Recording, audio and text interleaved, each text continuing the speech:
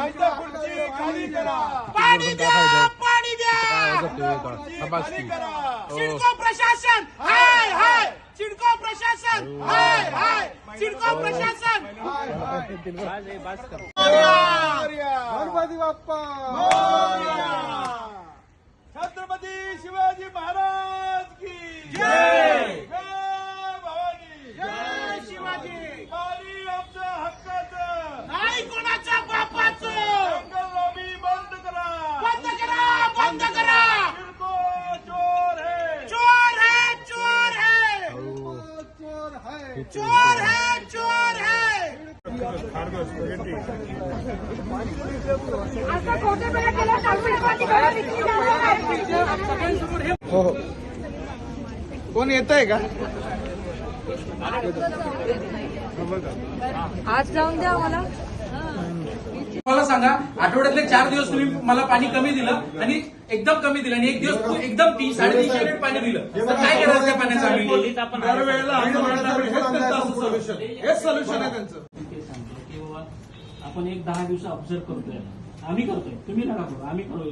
10 दिवस ऑब्झर्व करतो. साहेब दुसरं कारण तुमचा पाऊस नाही पडत आहे, हेच कारण आहे. मी सांगतो तुम्हाला आधीच. आता पाऊस पडला ना? नाही पडत, आमचं पाणी नाही. हे 10 दिवस आहे ना, प्रत्येक सोसायटीला टँकर द्यायची व्यवस्था सिडकोने करावी. आता सांगतो जजमेंटली. दोन मिनिटं 10 दिवसांनी यांचं कारण हे असेल की पाऊस नाही पडला, आता आम्ही कुठून आणायचं पाणी, हे नेहमीच कारण आहे. 15 दिवसांचं.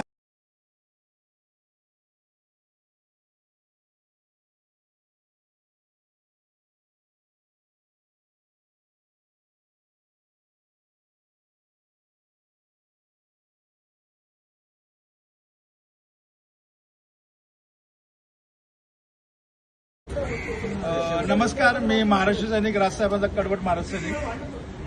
पाण्याची समस्या ही पावसाळ्यात पण होते. अशा 4 ते 5 वर्षापासून ही समस्या आमच्या सोसायटीत खारघरमध्ये भेडसावत आहे.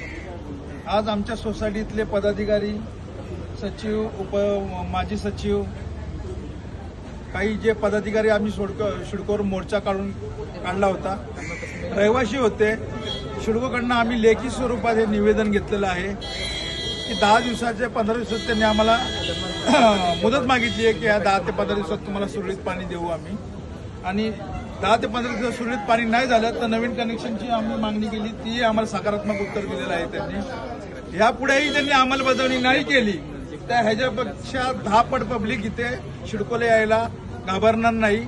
अशा त्यांनी कितीही नोटीस आम्हाला पोलिसांच्या पाठवल्या तरी आमच्याकडे जजमेंट घेऊन आम्ही संविधानाचं येऊ शकतो. इथे तुर्तास थांबतो. जय हिंद, जय महाराष्ट्र.